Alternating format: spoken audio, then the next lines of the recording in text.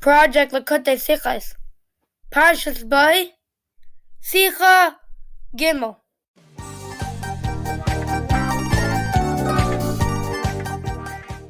In Mitzrayim, the Yidden had to take a lamb on the 10th day of Nisan, although only on the 14th was it brought up as a korban. In order to explain why the Yidden had to take the lamb 4 days earlier, Rashi quotes Rabbi Masya ben Charash, a great Torah scholar. Rabbi Masya ben Charash would teach often that when it was time for Hashem to fulfill his promise and redeem the Yidden, for mitzvahs they would make them bare. They didn't have any spiritual clothing to wear. Therefore, they were given mitzvahs too.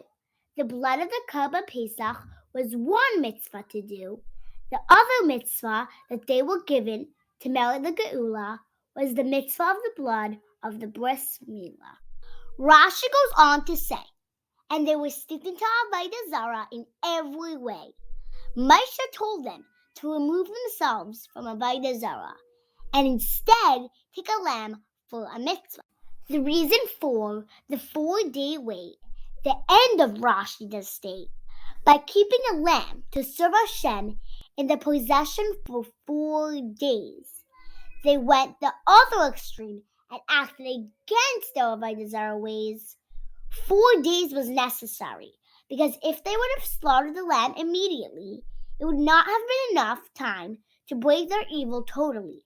After 4 days passed, they proved that from an idol worship they were free.